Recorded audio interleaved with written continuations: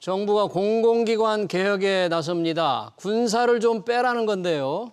특히 재무 상태가 좋지 않은 곳이 타깃입니다. 박진 KDI 국제정책대학원 교수 모시고 공공기관 개혁 어떻게 하는지 알아보겠습니다. 박 교수는 옛 기획예산처에서 행정개혁팀장으로 공공개혁을 직접 추진했고 국회 미래연구원장을 지냈습니다.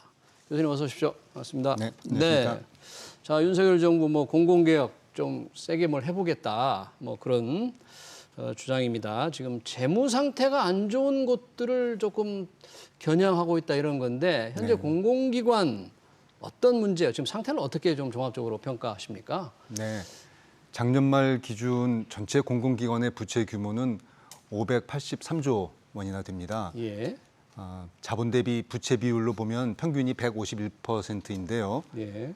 민간 기업 경우에 이런 자본 대비 부채 비율이 200%를 넘어가면 좀 위험하다 이렇게 간주를 합니다. 예. 자, 그러면 우리 공기업 중에 200% 넘는 곳이 어디 있는가? 꽤 많습니다. 아, 그래요? 네. 가스공사, 예. 철도 운영하는 코레일, 예. 지역 난방공사, 한전, LH, 한국농어촌공사 등 여러 공기업이 그에 해당되고요. 심지어는 예. 완전 납입 자본금까지 바닥이 난 완전 자본 잠식 상태에 있는 공기업도 3개나 있습니다. 예. 예. 대한석탄공사, 석탄공사, 석유공사, 석유공사. 그리고 광해광업공단인데요. 예. 여기는 과거에 광물자원공사가 새롭게 이름을 바꾼 곳입니다. 네. 그러니까 재무 상태가 아주 안 좋아서 민간 기업이라면 조금 벌써 부도가 나느니 마느니 이런 상황인 그런 공공기업이 많다 그런 얘기네요. 그렇습니다. 네. 최근 왜 한국전력 전기요금 올렸지 않습니까? 많이 네, 올렸는데 워낙 한전의 재무 상태가 조금 안 좋다. 그러면서 그렇게 재무 상태가 안 좋은 게 한전의 좀 잘못을 정부가 조금 지적을 많이 했잖아요. 네, 네. 근데 정부가 전기요금 못 올리게 해서 재무 상태가 나빠진 측면이 있는데 네, 네. 어떻게 봐야 됩니까? 성과급 토해내라고 딱 그러던데 그렇게 해야 됩니까? 네, 그 지적하신 대로 사실 한전 입장에서는 좀 억울할 수 있습니다. 사실은 전기요금은 그간 정부가 인상을 계속 억눌러 왔습니다. 예. 그런 점에서 성과급을 반납하도록 하는 것은 사실은 원론적으로 보면 좀 무리한 요구이기도 합니다. 이제 그러나 요즘 같이 물가가 계속 뛰고 있는 상황에서 예. 전기요금까지 이제 인상을 했고 앞으로도 또 필요할런지도 모르겠습니다. 예. 이를 앞두고 우리 국민들에게 이해를 구하기 위해서는 각 공기업에게 고통 분담을 좀 요구할 필요가 있는데 저는 그러한 제스처로 이해합니다. 예. 그러니까 원론적으로는 좀 무리할 수 있지만 각 경제 주체가 이제 고통 분담 차원에서 정부가 이제 요구한 수도 있다. 네, 그렇게 이해합니다. 예. 이제 전기요금이 대표적인 공공요금인데 지금 전기요금 인상을 둘러싸고 많은 이제 논란과 갈등이 있었잖아요. 네, 네. 다른 요금도 마찬가지겠지만 정부가 그렇습니다. 억누를 필요가 있기도 하다. 아니면 제대로 원가를 반영해서 올려야 된다. 이 공공요금 결정이라는 걸 어떻게 해야 할까요? 어떻게 하는 게 가장 합리적인가요? 네, 지금 말씀하신 것처럼 전기가 대표적입니다만 그 외에도 철도, 수도, 도로, 가스, 이 공공요금이 우리 생활에 미치는 영향은 지대합니다. 예. 이제 서민들 입장 생각하면 가급적 낮게 유지되면 좋겠죠. 예. 그러나 요금이 너무 낮게 되면 예. 낭비를 하게 됩니다. 예. 여름에 명동을 걷다 보면 예. 소위 개문 냉방 하고 있는 그렇죠. 업소도 많이 있지 않습니까? 예. 그거를 단속할 게 아니라 사실 전기요금을 올리면 그렇게 못하는 거죠. 특히 우리 경우에 전기는 값비싼 외화를 통해서 들어온 자원에 의해서 만들어지고 있기 때문에 낭비를 해서는 안 됩니다. 그런 점에서는 원가를 보상하는 수준 정도는 예. 공공요금이 좀 올라줘야 된다. 그런데 현재 공기업의 원가 보상률을 보면 원가 보상률이요? 네, 그러니까 원가가 100이 들었다면 예. 공공요금으로 한 80에서 90 사이만 커버할 수 있습니다. 요금으로요? 네, 그래서 현재 공공요금 수준은 원천적으로 공기업의 적자를 유발하게 돼 있습니다. 네. 이 원가 보상률을 100%에 근접하도록 예. 한 90에서 95 정도로는 올려줄 필요가 있습니다. 올려줘야 됩니까? 그리고 나머지는 좀 열심히 노력해서 한번 맞춰봐라 이렇게 이제 요구를 할 수가 있는 거죠. 예. 그러다 보니 이제 공공기관 입장에서는 이렇게 차이가 많게 되면은 공공기관 입장에서는 어차피 적자인데 효율적으로 할 생각도 잘 안 들게 되는 것이죠. 예. 그래서 단지 이제 이 요금을 올리기 위해서는 네. 국민들을 납득시켜야 하지 않습니까? 그러기 위해서는 이 원가와 관련돼서 공기업이 우리가 이 정도 받아야 된다라고 할 때 네. 그게 맞는지 이걸 정부가 검증할 수 있어야 합니다. 아, 원가 보상률을 적정하게 하려면 이게 과연 적정한 수준인지를 정확하게 검증해야 된다. 그렇습니다. 아. 현재로는 그 정보를 공기업이 내는데 그걸 그냥 받을 수밖에 없단 말이죠. 예. 이것이 과연 적정한 원가냐, 예. 더 내릴 여지는 없느냐, 그 경영을 효율하면 더 내릴 수도 있는 거 아니냐, 예. 이렇게 얘기할 수 있지 뭐 않습니까? 가스공사가 외국에서 저 가스 도입할 때 그렇죠. 굉장히 비싸게 했다는 비난도 받잖아요. 뭐 네. 그런 건가요? 뭐 그런 원가와 도입과 관련된 원가일 수도 있고요. 예. 또는 인력이 너무 방만하다든지. 여기. 그 요인은 여러 가지가 있습니다.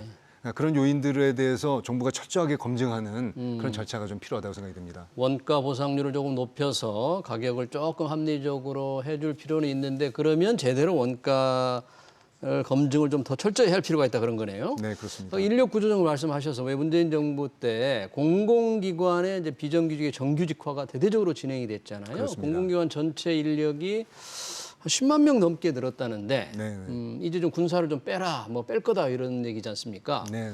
자, 이 10만 명의 추가로 공공기관 직원이 늘었다. 이걸 어떻게 평가하시고 이거 어떻게 해야 됩니까 이제? 네. 사실 전임 대통령의 첫 번째 행보가 인천공항공사를 방문해서 예. 정규직화를 약속한 것이었습니다. 네. 그만큼 이 정규직화 정책은 전임 정부의 주요 내건 간판이었다고 볼 수 있죠. 예. 사실 비정규직이라는 이유만으로 정규직과 똑같은 일을 하는데도 낮은 임금을 받는 일은 없어야 합니다. 동일 노동, 동일 임금 그 네. 원칙은 견지가 돼야 되는 것이죠. 네. 그런데 많은 정규직은 사실은 호봉제에 의해서 점점 연공이 쌓여가면서 네. 임금이 자동적으로 올라가도록 돼 있습니다. 네. 그러다 보니까 나이가 좀 많아지면 생산성보다 더 받게 됩니다. 아, 예. 그러니까 정규직화 됐다 하는 얘기는 앞으로 생산성보다 더 받게 된다 하는 뜻입니다. 네. 왜냐하면 이제 노조의 보호와 호봉제 적용을 받기 때문이죠. 예. 그런 점에서 보면은 장기적으로 공공기관에 큰 부담이 될 겁니다. 그래서 사실 더 중요한 것은 정규직화보다는 예.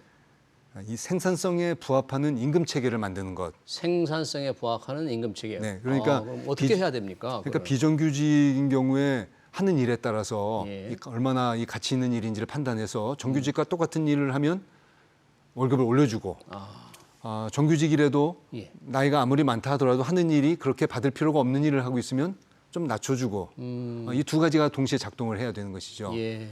그러니까 임금 체계 개편을 통해서 비정규직 문제를 해결했어야 하는 것이 해결했어야 했다. 예. 저는 그렇게 생각합니다. 그러니까 일률적인 비정규직의 정규직화보다는 네. 어떤 일을 뭘 하느냐에 따라서 급여를 적정하게 줘야 된다. 그게 이제 뭐 공공기관의 직무급 제도를 말씀하시는 그렇죠. 거잖아요. 사실 네, 박근혜 정부 때 왜 공공기관 직무급 제도를 했다가 문재인 정부가 철회를 했지 않습니까? 이제 그건 이제 성과급, 성과연봉제를 박근혜 네. 정부에서 이제 하다가요. 성과연봉제. 네. 그리고 문재인 정부에서는 이제 성과연봉제는 없던 걸로 하고 철회하고. 그 대신에 직무급제를 들고 왔습니다. 직무급제를. 예. 네. 그런데 그 공약사항에도 있었지만 예.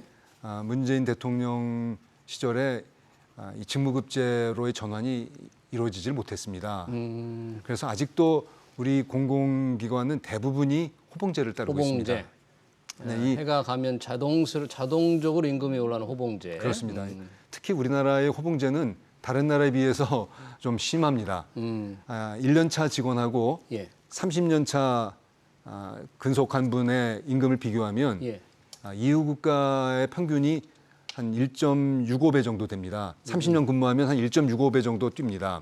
예. 그런데 우리나라는 얼마나 뛸까요? 몇 배 됩니까? 2.87배 뜁니다. 이렇게 차이가 나요? 그러니까 호봉제에 의해서 나이만 들면 그냥 임금이 올라가는 것이죠. 그러다 보니 어느 연령만 넘어가면 그 연봉이 사실은 좀 과도하게 생산성에 비해서 과도하게 주어지는 측면이 있습니다. 그러다 보니까 민간에서는 나이든 근로자를 데리고 있고 싶어 하지 않죠. 그러니까 빨리 50대 초반만 되면 내보내려고 하는 것도 사실은 호봉제 때문입니다. 그럼 지금 공공기관 개혁, 뭐 비정규직의 정규직과 인력 이런 것보다 더 시급한 게 이거 임금 체계를 어떻게 좀 그렇습니다. 바꾸는 거네요. 임금 체계 개편은 굉장히 중요한 이슈고요. 예. 더군다나 이제 민간도 1,000명 이상 되는 사업체는 70%가 아직 호봉제를 하고 있습니다. 70%. 한마디로 노조가 세다 하면 호봉제가 있구나 이렇게 생각하시면 됩니다. 예. 그러니까 민간도 이제 임금 체계를 바꿔야 되는데요. 예. 그러자면 먼저 정부가 솔선수범해야 하지 않겠습니까? 네. 그래서 저는 공기업들에게 호봉제를 직무급제로 전환할 것을 요구하면서 네. 전환을 이룬 공기업에게는 임금 인상률을 좀 올려주는 혜택을 주자. 직무급제를 조금 시작하는 데는 인센티브를 좀 주자. 그렇죠. 임금으로. 그 인센티브 없이는 누구도 그 마음 편한 호봉제를 벌이려 하지 않는 겁니다. 그렇죠. 이렇게 공공 부분이 앞장서야 민간에게도 호봉제 폐지를 주장할 수 있죠. 공공기관들 왜 주로 민노총에 많이 들어가 있는데 이 민노총이 장악하고 있는 이 공공기관에서는 이 호봉제를 없애고 직무급제 전환 어떻게 좀 될까요, 이거? 굉장히 어려운 일입니다. 그리고 단번에 되지도 않습니다. 왜냐하면 지금까지 젊은 시절에 예. 자기가 받아야 할 것보다 덜 받은 계층이 있지 않습니까? 네. 그래서 이제 나이가 들어서 이제 일한 것보다 더 받아야 할 때가 때가 됐는데 왔는데 못 받게 그런데 되는. 똑같이 생산성대가 받으려 하면 얼마나 섭섭하겠습니까? 예. 그래서 이건 일거에 되는 문제가 아니라 시간을 가지고 점진적으로 호봉제를 탈색시켜야 됩니다. 그래서 그 스케줄을 만들어야 되는데요. 예. 강력한 노조의 반발로 이게 쉬운 예. 일은 아닌데요. 이번 정부가 이것은 꼭 좀 해줬으면 합니다. 그 윤석열 정부 공공계획 가장 중요한 것 중에 하나가 지금 임금 체계의 호봉제 폐지하고 직무급제 전환하자 이거네요. 그러니까 직무급제 내지는 기관에 따라서 성과연봉제가 또 맞는 곳도 있습니다. 성과연봉제. 네, 그러니까 어떤 임금 체계든 나이에 따라서 자동 올라가는 건 좀 그만하자. 그걸 이제 그만하자. 네, 그렇습니다. 예, 민간 기업도 큰 회사는 70%가 그렇게 돼 있다 그런 얘기네요. 또 하나 이제 공공기관 장들 있잖아요. 네. 정권이 바뀌면 뭐 물가를 해야 되느냐 말아야 되느냐 이것도 상당히 좀 논란인데 네, 네. 이 공공기관장 인사는 어떻게 좀 바꿔야 돼요? 네, 지금 공공기관장 인사의 가장 큰 문제는 책임 없는 낙하산이 무성하다는 겁니다. 네. 공모제로 포장을 해놓고 있으니까요. 공모제로 포장만 했다. 네. 네. 그리고 실제는 내정을 네. 한단 말입니다. 예. 그리고서는 공모에 의해서 뽑힌 사람을 임명했다고 하니 예. 낙하산을 보내는 사람이 책임감이 없는 거예요. 나 실제 낙하산 보냈으면서 안 보낸 안 보낸 척 하는 거죠. 예. 그래서 그럴 바에는 낙하산 실명제 좀 재밌게 표현하면 낙하산 실명제. 아니면 좀 장관이 책임지고 대통령에게 추천하는 책임 추천제. 책임 추천제. 네, 장관 책임 추천제. 장관이 책임지고 임명하는. 장관이 추천하고 그럼 대통령이 임명하고. 물론 이제 그런 경우에도 이제 대통령실에서 누굴 좀 추천하라 낙하산으로. 이렇게 이제 얘기하겠죠. 예. 그런 경우에 이제 장관 입장에서는 너무 말이 안 되는 사람인 경우에 예. 야, 내 이름으로 어떻게 그런 사람 추천하느냐 좀 봐달라.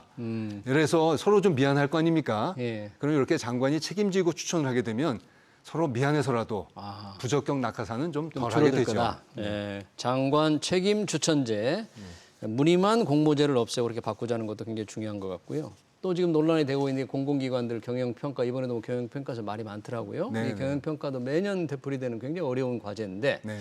어떻게 이거는 지금 어떤 문제가 있고 어떻게 바꿔야 됩니까? 이건. 경영평가는 그간 우리 공기업을 효율화하고 성과를 내는데 굉장히 중요한 역할을 했습니다. 예. 그 공은 인정해야 합니다. 근데 문제 핵심은 비용이 너무 많이 든다는 겁니다. 비용. 네, 평가를 하는 사람의 비용도 많지만 예. 특히 평가를 받는 사람의 비용이 너무 심각할 정도로 많습니다. 그건 무슨 뜻입니까? 공기업이 평가를 잘 받기 위해서 예. 보고서를 예쁘게 화장하고 꾸미는데 20명이 1년 내내 달라붙는 기관도 있습니다. 직원들이 네. 평가 좋게 받으려고. 네. 예. 그 결과가 너무 엄하게 이제 결과로 다가오거든요. 성과급이 막 달라지죠. 네, 성과급 달라지고 뭐 연봉이 기관장 그렇죠. 해임도 되고 하니까요.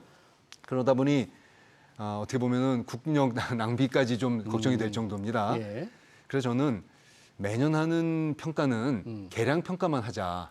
그러니까 이 숫자로 딱딱 떨어지는 지표가 있고 예. 주관적으로 평가를 하는 게 있는데요. 힘이 드는 건 요 주관적으로 평가하는 겁니다. 아, 그래요? 계량으로 딱딱 점수로 떨어지는 것은 비교적 좀 쉽습니다. 매년 하는 거는 계량 평가. 계량 평가만 하고 예. 이 비계량 평가는 기관장 인사할 때 예.